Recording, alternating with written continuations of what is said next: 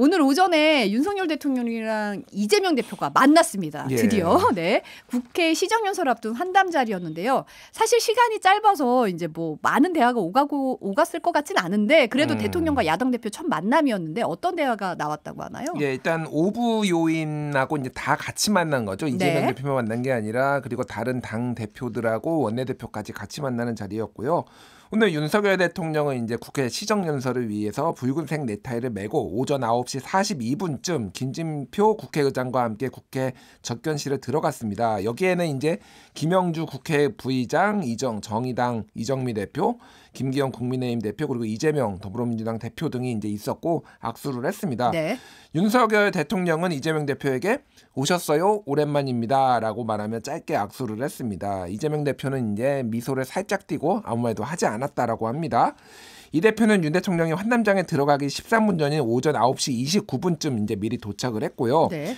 김기현 대표가 5분 뒤에 이제 도착을 했습니다. 그래서 이재명 대표에게 상당 기간 무리했으니 사후 관리를 잘해야 된다. 이제 단식을 얘기하는 거죠. 네. 단식하면은 가족들이 더 애가 탄다. 이렇게 얘기를 했고 이 대표는 또 고개만 끄덕였다고 합니다. 윤석열 대통령은 자리를 만들어준 김진표 국회의장님께 감사하다라고 얘기를 했고요. 여야 정부가 다 같은 생각을 갖고 있다. 저희가 어려운 문제를 해결해야 할 것이 많은데 국회 협조를 부탁드린다라고 얘기를 했습니다. 그리고 이제 이후에 이제 환담은 비공개로 진행이 됐습니다. 그래서 이재명 대표는 이제 비공개 환담에서 윤석열 대통령에게 민생 문제와 관련된 얘기를 했다라고 이제 알려져 있고요. 요거는 아마 좀 이따가 더 이제 기자들 취재로 이제 자세한 내용이 좀 나오지 나오겠네요. 않을까 네. 기대를 하고 있고요. 환담에는 이제 안철상 대법원장 권한대행, 유남석 헌법재판소장, 노태학 중앙선거관리위원장, 최재해 감사원장, 김대기 대통령 비서실장 등도 했고요. 한덕수 국무총리는 지금 해외 순방으로 자리를 못했습니다. 이정미 대표는 페이스북에 글을 올렸는데 윤 대통령에게 세 가지 당부를 했다. 먼저 이태원 참사 유족들을 꼭 만나고 진심 어린 사과를 해달라고 요청했다라고 말했습니다. 네. 이게 오늘이 이제 내년도 정부 예산안에 대한 시정연설이었잖아요. 예. 뭐 주목할 만한 내용이 좀 있을까요? 예, 27분간 이제 시정연설이 진행이 됐고요. 일단 건전재정 기조에 대해서 얘기를 했습니다. 그래서 이거를 앞으로도 유지를 하겠다. 그래서 내년에 23조 원 규모의 지출 구조조정을 단행해서 미래 세대의 빚을 안 넘기려고 한다. 그래서 국제통화기금 IMF도 이거에 대해서 호평했다라고 자평을 했고요. 민생을 여러 차례 강조를 했습니다. 그래서 물가 문제 계속 얘기를 했고 그래서 범정부 물가 안정체계를 가동해 장바구니 물가 관리에 주력하겠다. 그리고 취약계층의 주거, 교통, 통신 등 필수 생계비 부담을 경감하고 국민이 체감할 수 있는 민생 안정대책 마련하겠다. 이렇게 얘기를 했습니다. 그리고 이제 가장 최근에 논란이 됐던 게 이제 연구개발비 R&D 분야 예산 삭감 이게 있었잖아요. 네. 윤석열 대통령이 미래 성장 동력 창출을 위해 질적인 개선과 지출 구조 조정이 시급하다는 지적이 많았다며 국가 R&D 예산은 민간과 시장이 투자하기 어려운 기초 원천 기술과 차세대 기술 역량을 키우는 데 더 써야 한다. 그래서 이렇게 줄인 3조 4천억 원은 사회적 약자와 취약계층을 더 두텁게 지원하는 데 배정했다라고 이제 밝혔습니다. 그래서 요거 이후에 이제 발표가 난 게 대학생들 차상위 계층은 지금 등록금 다 지원하겠다 뭐 이런 것들이 지금 나오고 있는 상황인데 이거에 대해서 뭐 이준석 대표는 R&D 삭감하면서 대학금 이거 주는 게 이게 맞는 방향이냐 이런 식으로 또 페이스북에다 비판하는 거에도 올라오고 뭐 이런 상황인 것 같아요. 노동, 교육, 연금 3대 개혁에 대한 의지도 이제 보였는데 특히 최근에 이제 27일에 정부가 연금 개혁안 발표했잖아요. 그렇죠. 그래서 국민의 의견을 경청했다. 그리고 개혁안이 법률로 확정될 때까지 국회 논의를 지원하겠다라고 밝혔습니다. 그래서 이렇게 얘기를 했는데 제가 이제 하나씩 다 반박할 수 있을 것 같아요, 사실은. 예. 근데 이제 이거 뭐 길게 반박할 건 아닌데 일단은 건전재정 같은 경우에는 올해 세수가 지금 50조 이상 펑크가 났고 지금 최종적으로 60조에서 70조 펑크가 날 거라고 얘기를 했는데 내년도 지금 만만치 않다는 얘기가 내년도 만만치 않다. 나왔죠. 이제 네. 내년도 지금 1%대 성장률이 유력하다. 뭐 이런 관측들도 나오고 있는데 일단 예측을 잘못한 것도 있지만은 그러면은 감세를 지금 이렇게 할 때냐? 건전재정을 하려면은 최소한 증세까지는 아니더라도 유지를 하면서 이를테면 하는 거야 되는데 감세도 하면서 이렇게 뭐 건전 제공하겠다라는 거는 뜨거운 아이스 아메리카노 같은 얘기다라고 이제 얘기를 안 할 수가 없는 거고 R&D 분야 예산 삭감 같은 경우에는 뭐 필요한데 이제 이쪽 그 과학계에 계신 분들 저도 친한 분들 많아서 좀 얘기를 들어보면은 기본적으로 적폐 세력으로 우리를 몰아간 것에 대해서 굉장히 그러니까 이권 카르텔로 몰아간 것에 대해서 부글부글 끓고 있고 대학원생이 다 끊겼답니다 지금. 인건비 아무래도 줄이죠. 예, 그러니까 가장 먼저 대학원생들부터 지금 인건비가 이제 고정비로 나가는 정규직들은 이제 해야 되니까 그래서 지금 이공계 기피 현상이 벌써 확 일어나고 있는 상황인데다가 의대 정원까지 늘린다라니까 지금 다 그쪽으로 간다라는 거예요. 그래서 지금 국가 미래를 위해서 이게 맞는 방향이냐 그리고 3대 개혁 같은 경우에는 연금 개혁은 지금 숫자를 발표를 안 해가지고 그쵸. 눈치 보기 아니냐 지금 여러 비판들이 나오고 있습니다. 그래서 뭐 열심히 하시는 건 알겠는데 평가가 그렇게 저는 썩 좋게 좀 드리기는 힘들다 이렇게 말씀드리겠습니다. 최근에 이제 여야가 이제 국회의장 내에선 피켓팅 안 하고 고성 야유 안 하겠다 신사협정 맺었잖아요. 오늘 분위기는 어땠어요? 예, 뭐 요거는 이제 신사협정 그 현수막도 비방하는 건 다 철거하고 네. 뭐 요런 전체적으로 조금 비방하지 말자 요런 거였고요. 오늘도 그래서 윤석열 대통령이 여야 의원들하고 들어가면서 나오면서 다 악수를 했고 막 굳이 외면하거나 뭐 소리 지르거나 이런 야당 의원들 모습은 거의 없었습니다. 그래서 그런 것들은 좀 지켜졌다. 다만 민주당은 본 회의장 안에서는 피켓을 들지 않기로 했지만은 밖에서는 이거는 약속된 게 아니다. 그래서 들었습니다. 그래서 윤 대통령이 국회 본청에 들어올 때 피켓 들고 침묵 시위하면서 국정기조 전환, 민생경제 우선 이런 거를 적은 거를 이제 시위를 하기도 했고요. 강성희 진보당 의원은 1인으로 피켓팅을 했습니다. 그래서 피눈물 난다, 서민부채 감면 이런 것들을 좀 주장하기도 했습니다.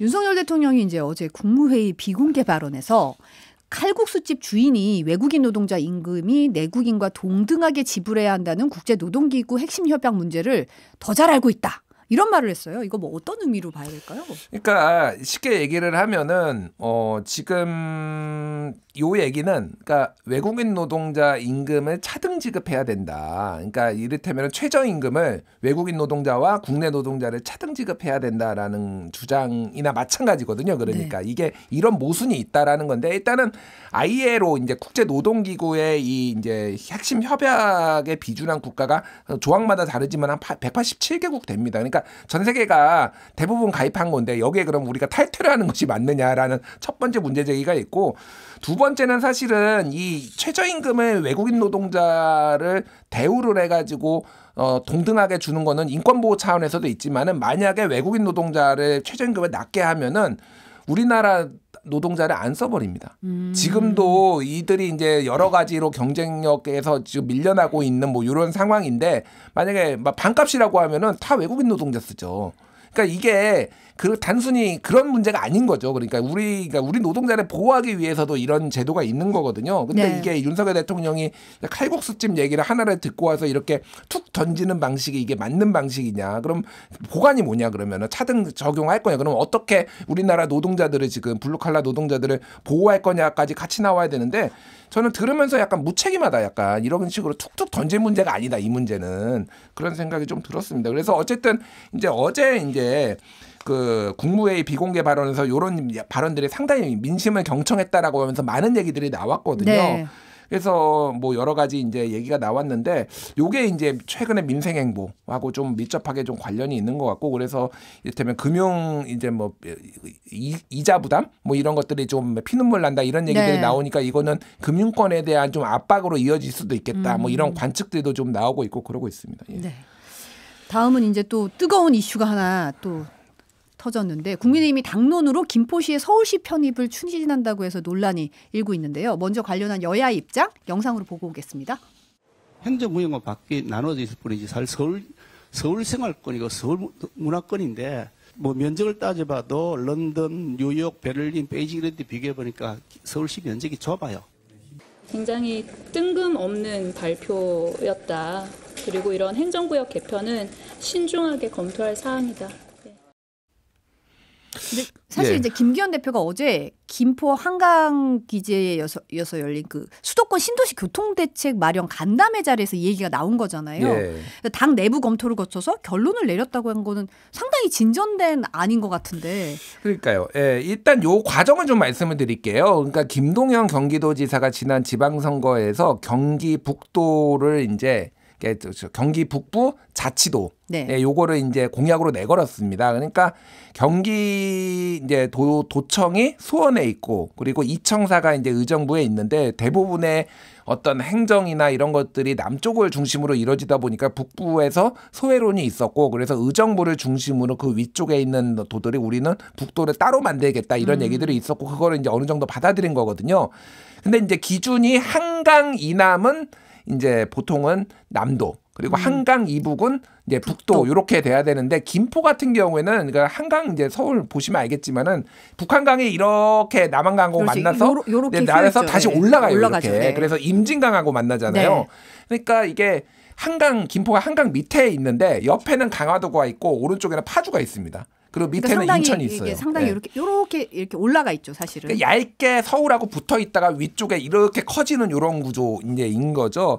근데 어쨌든 우리는 남쪽이다. 경기 남도로 해달라. 경기 남도로 안 될 것 같으면 우리는 차라리 서울시로 편입하겠다라는 게 김포시장이 먼저 말을 꺼냈고 네네. 거기에서 국민의힘 당협위원장들이 이런 것들을 건의를 했고 그거를 이제 김기현 대표가 이제 수용을 한 겁니다. 그래서 이게 이제 굉장히 좀 뜬금없이 나오기는 했지만은 최근에 국정감사에서 요거와 관련해서 오세훈 서울시장한테 질의도 있었거든요. 네. 그래서 김포 쪽에서 있는 얘기니까 일단은 그쪽에서 할 문제고 다만 의견은 그러니까 김포시장을 만나보겠다 뭐 이런 얘기까지 조금 나온 상황이에요.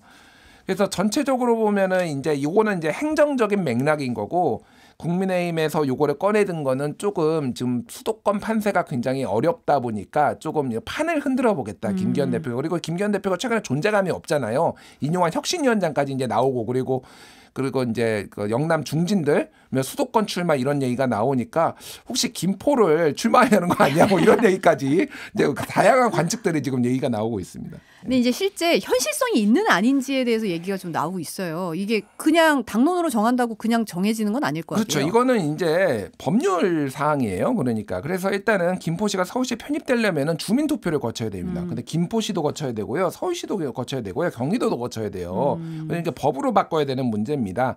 이게 그러니까 좀 복잡한 맥락들이 있는데 자, 지금 서울시장 같은 경우에는 오세훈 국민의힘 소속이고 네. 김동연 지사 같은 경우에는 민주당 민주당이죠. 소속이잖아요. 네. 경기도지사는. 그러니까 국민의힘 입장에서는 어쨌든 서울을 늘리는 게 더 유리하다. 첫 번째. 그러니까 오세훈 시장 관할 안에 있는 게 왜냐면 행정적으로 뭔가를 할 수 있잖아요. 그러면은 그러니까 김동연 지사를 견제하는 거 그리고 전체적으로 1,300만 명이나 되는 수도권 인구를 왜냐면 서울이 상대적으로 더 보수적입니다. 지금 전체적으로 어떤 유권자 표심을 보면은 그러니까 서울로 좀 끌어들인다는 거. 이거는 왜냐하면은 집값 문제랑 직접적으로 연결이 있거든요. 그러니까 데이터가 그냥 우상향해. 집값이 오르면은 보수의 표가 오른다라는 게 있으니까 만약에 김포가 서울로 들어오게 될 경우에는 어쨌든 상대적으로 서울하고 가까운 김포 지역은 만약 한강 신도시나 이런 데는 집값이 오를 가능성이 상당히 높거든요. 그러면 여기가 좀 보수 표밭이 좀 더 좋아질 가능성이 있다라는 거고 2008년에 이제 당시에 뉴타운을 공약으로 내걸어 가지고 굉장히 많이 그때 한나라당이 굉장히 많은 이득을 봤잖아요. 그렇죠. 그래서 과반을 가져갔잖아요. 그거에 이제 어게인 경기도판 뭐 뉴타운 이를테면 뭐 이런 식으로 조금 판을 좀 흔들어 보려는 거 아니냐. 그래서 이게 단순히 김포만 얘기가 나오는 게 아니라 주변에 있는 구리, 광명, 뭐 하남 이런 데도 메가 서울로 지금 만들어야 된다라는 게 국민의힘의 얘기고 국민의힘 쪽 얘기를 들어보면은 묘수다, 신의 한 수다, 뭐 이런 얘기. 예, 당에서는 그런 얘기들이 나와요. 그러니까 좀 무기력하게 지금 전 판세가 끌려가고 있는데 요거를 좀 흔들어 볼 수 있는 민주당 우위의 요런 판세를 흔들어 볼 수 있는 왜냐하면 민주당 입장에서는 조금 이거를 무조건 반대하면은 김포 시민들이 조금 섭섭해할 수도 있는 거고 뭐 여러 가지 이제 복합적인 이제 맥락들이 있다 보니까 이게 조금 이제 묘수다라고 일단 국민의힘에서 판단하고 있는 상황인 것 같아요. 근데 어쨌든 이제 말씀하셨듯이 이제 수도권 위기로 나오고 있는 상황에서 내년 총선을 누가 봐도 내년 총선을 노린 전체 판을 흔드는 이제 공약인데 이게 이제 승부수를 던진 거잖아요. 이게 통할 것인가? 그러니까 지금 김종혁 김종혁 이제 고향병인가요? 제가 헷갈리는데 당협위원장 같은 경우 페이스북에다가 고향도 서울로 편입해달라 이렇게 페이스북에다 올렸어요. 네. 고향은 100만 명입니다. 이게 자체적으로 자급자족이 사실 가능하지만은 서울로 출퇴근하는 사람도 많는 뭐 이런 건데 이게 다 들어갈 수가 있냐라는 거죠. 그러니까 이게 수도권 집중 과밀 안 그래도 가뜩이나 지금 이게 나라가 지금 굉장히 이제 문제가 많다라고 하는데 지역 이렇게 균형 되면은 개발 얘기 계속 나오고 있죠. 균형 개발 얘기 나오는데 이게 시대에 역행하는 거다라는 거고 이게 김포에서도 사실은 좀 기대하는 온라인 커뮤니티 보면 기대하시는 분들도 있고 냉소적으로 보는 거예요. 또 이거 지금 약 팔아가지고 지금 총선 전에 지금 표 얻으려는 거 아니야라는 거 하나가 있고 또 하나는 지금 그 수도권 매립지 그러니까 쉽게 얘기하면 쓰레기 처리장 이거가 지금 서울이 각 지자체가 각자 해결을 해야 되는데 서울에는 지금 만들 데가 없어요. 근데 김포를 편입을 하면은 쓰레기 매립장을 김포도 서울이니까 김포에다가 만들 수가 있습니다. 그러니까 지금 오세훈 서울시장은 그것까지 이제 보고 있다 이런 언론 보도가 나왔거든요. 네. 그런데 이제 그렇게 되면 서울 시민은 좋아하겠죠. 그런데 김포 시민이 그럼 우리 동네에 그러니까 서울에 쓰레기 매립장이 오는 것을 좋아할 것이냐 뭐 이런 문제까지 복잡하게 좀 얽혀 있는 거라서 이게 단순하게 국민의힘에 유리할 것이다 불리할 것이다를 지금 판단하기엔 조금 속단하기는 어렵지만은 어쨌든 국힘 분위기는 당분간은 요거 밀고 가겠다 뭐 이런 상황인 것 같아요. 예. 이 굉장히 묘수가 될 수 있기 때문에 좀 판을 흔드는 면에서는 유리하다 이렇게 보고 있군요. 이건 좀 어떻게 될까나 좀 봐야 될 것 같습니다. 전영만 님이 김포는 서울로 경기도와 가까운 서초구 강남구는 경기도라고 말씀하셨어요. 네. 아, 또 이제 이뇨한 위원장이 쏘아올린 이 영남 중진 수도권 차출론 후폭풍이 상당해요. 네. 당내 여러 반응이 나오고 있는데 이뇨한 위원장이 살짝 이제 조금 물러선 느낌이네요. 그러니까 사실 처음부터 보면은 약간 히트앤런 치고 빠지기에 좀 능하다 이런 얘기를 치고 빠지기. 네. 그러니까 낙동강 하류 세력 얘기를 하다가 농담도 못하냐 농담 약간 이런 느낌으로 가고 이제 그 다음에 이제 특정 이제 주호영 김기현 이름까지 거론했다가 그 오보다 얘기를 했잖아요. 뭐가 오보죠, 근데? 얘기를 했으니까 예. 한 거 아닌가? 이게 어떻게 어디서부터 어디가 오보라는 거지라는 생각이 좀 들긴 했어요. 그러니까 지금 저널리스트로서 요즘 오보와 가짜 뉴스가 도대체 뭔지에 대해서 제가 좀 굉장히 헷갈리고 있는데 어쨌든 이제 네. 발언이 워낙 파장을 일으키니까 조금 자세를 낮췄어요. 그래서 인요한 위원장은 어제 많은 오보가 나갔는데 정확하게 영남 그리고 경상남북도의 훌륭한 국회의원들이 서울에 와서 경쟁력 있으면 도왔으면 좋겠다라는 말이었다라는 거고 이름을 거명하지 않았고 더 이상 큰 의미도 아니니까 확대 해석하지 말아라 이렇게 조금 주문을 했습니다. 그러니까 실명을 거론한 적은 없고 그냥 영남의 의원들이 좀 경쟁력 있으면 와서 도와라 이런 취지였다. 그러면 그 주호영 김기현이란 이름이 나온 거는 기자의 상상력인 것인지 그럼 구속을 해야 되는 것인지 그러면 요즘 트렌드는 구속이 대세니까 참 알 수가 없다. 예. 어떻게 봐야 되는지. 근데 이제 어쨌든 영남 의원들이 목소리를 내기 시작했어요. 예. 어제 이제 국민의힘 비공개 의원총회가 있었는데 특히 대구 지역 의원들이 이제 불만을 성토를 했습니다. 특히 이제 낙동강 하류 세력은 뒷전에 서야 한다. 요 발언에 대해서 조금 이제 불쾌감을 얘기를 했는데 김용판 의원은 인요한 위원장이 마치 TK를 잡아놓은 고기 취급했다라고 얘기를 했습니다. 인 위원장 본인은 아니었겠지만은 해당 행위에 가까운 언동이었고 정중히 사과하는 게 맞다라고 얘기를 했습니다. 그리고 김기현 대표한테 험지 출마론에 대해서 어떻게 생각하느냐 물었고 그리고 김기현 대표는 제안을 정식으로 해오면 말할 기회가 있을 것이다라고 지금 얘기를 한 건데 조금 아무래도 불편한 기색이었다. 뭐 이런 해석들이 좀 붙었고요. 이준석 전 대표와 홍준표 대구시장 김재원 최고위원에 대한 당원권 정지를 풀어주는 사면에 대해서는 혁신위가 당 지도부에 정식으로 건의하기로 의결을 했고요. 네. 당에서도 지금 받을 생각인 것 같습니다. 예. 근데 이제 당사자들은 지금 강하게 반발하고 있잖아요. 대사면이라니 이러면서 지도부에서는 좀 그 반발에 대해서는 좀 자중하라 이러면서 약간 설전이 오가는 분위기더라고요. 그렇죠. 이제 홍준표 시장이 좀 오히려 강하게 반발을 하고 있습니다. 이분 이제 수해 골프 때문에 징계를 받으셨는데 이렇게 강하게 반발할 건가 저는 개인적으로 약간의 의문은 있지만 어쨌든 징계가 과했다라는 의견도 있는데 네. 어쨌든 페이스북에 연일 글을 쓰면서 사실상 총선은 이제 망했다 뭐 그러면서 그 이후에를 대비하는 그런 얘기까지 했어요. 네. 당 지도부가 이제 좀 자중을 하라라고 얘기를 하고 박정아 국민의힘 수석 대변인 같은 경우에는 홍카콜라인 줄 알았는데 쉰카콜라라는 말이 있다. 이런 얘기까지 해가지고 상당히 조금 직설적으로 조금 얘기를 했고요. 홍준표 대구시장은 애들하고 싸우지 않습니다. 뭐 이런 얘기까지 했습니다. 그리고 왜 사면이라는 용어를 쓰냐 본인은 잘못한 게 없다. 내가 이 당을 30년을 지켜온 사람이다. 지류 지천의 실개천이 아니고 나는 본류다 이런 얘기를 했고요. 이준석 대표 같은 경우에도 박정화 대변인이 이준석 대표를 향해서는 내가 다시 시험을 봐서 다른 학교를 가려고 하는 것인지 아니면은 지금 학교를 계속 다녀야 될지 결정하지 못하고 지난 학기에 교수님이 평점을 안 줬다거나 조교 선생님이 학사 지도를 잘 안 했다고 불평하는 느낌을 받는다라고 얘기를 했고요. 우선 큰 것을 정리해놓고 난 다음에 다 나머지 것을 이야기하는 것이 옳지 않나라고 그냥 얘기를 했습니다.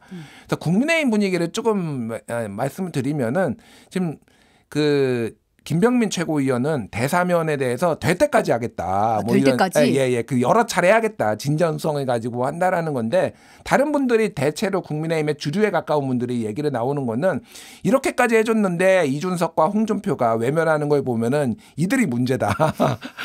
이렇게 얘기를 하고 있고 탈당의 명분을 없애겠다. 뭐 이런 얘기까지 하거든요. 탈당의 명분을 없애겠다. 그러니까 사실 인요한 위원장이 진심을 가지고 했는지 모르겠으나 당의 주류 친윤들이 이렇게 얘기를 하면 사실 누가 받아들이겠습니까? 그래서 약간 미묘하게 좀 엇박자가 난다. 그래서 받아들이기 점점 힘들어지는 쪽으로 가는 거 아니냐 뭐 이런 해석들이 나오고 있습니다. 요거 마지막 요거 하나만 보면 윤석열 대통령이 이제 12구 이태원 참사 예. 1주기 추도 예배를 성북구 영암교회에서 진행을 했는데 뭐 이 교회가 뭐 초등학교 때 다녔던 교회다, 어린 시절 다녔던 교회다 이렇게 설명이 있었잖아요. 예. 근데 이제 교회 측에서는 이제 공사 중이고 해서 좀 힘들다라고 난색을 표했는데도 불구하고 대통령실이 이제 요구로 진행된 기획 예배였다 이런 얘기가 나오더라고요. 그렇죠. 영암교회의 이제 부목사가 이제 소셜 미디어 SNS에 올린 건데 28일, 29일에 이게 예배가 있었잖아요. 근데 28일 오후에 대통령실에서 전화가 와가지고 여기서 예배드리겠다고 요청을 했는데 지금 담임 목사 같은 경우는 여기 화장실 공사고 어수선한 데다가 정책 당회하는 날이라서 다른 교회로 좀 같이 더 크고 영향력 있는데. 그러면서 이 교회에서 기획을 한 게 아니라는 거예요. 대통령실에서 우리가 이거를 쓰겠다. 여기에서 예배를 드리겠다라고 해서 그리고 그날 이제 저 참석했을 때 사진을 보시면 알겠지만은 좀 부분적으로 나왔지만은 옆에 김기현 대표 앉고 뒤에 추경호 뭐 이렇게 부총리 앉고 그랬잖아요. 그러니까 당직자들하고 대통령실하고 당에서 주요 인사들만 있었고 나머지 경호원이 있었고 일반인은 한 명도 없었다라고 합니다. 그러니까 그리고 교회 사람들 한 10명만 정도만 있었던 거예요. 그러니까 우리가 보통 예배 드리러 간다라고 하면은 일반 신도들 쫙 있고 그렇죠. 거기에서 대통령이 딱 있고 뭐 이런 건데 사실은 본인들 이제 그 당 정부 여당 사람들만 따로 특별 예배를 드린 이런 거다. 뭐 이렇게 좀 보시면 될 것 같고 그래서 이거에 대해서 조금 많이 이제 비판들이 좀 올랐고 이현주 의원이 이게 사실입니까? 그래가지고 이렇게 페이스북에 올렸는데 요 글들이 지금 다 삭제된 지금 상황입니다. 현재는. 오늘 여기까지 듣겠습니다. 온유한 뉴스톱의 김준일 수석 에디터였습니다. 감사합니다. 감사합니다.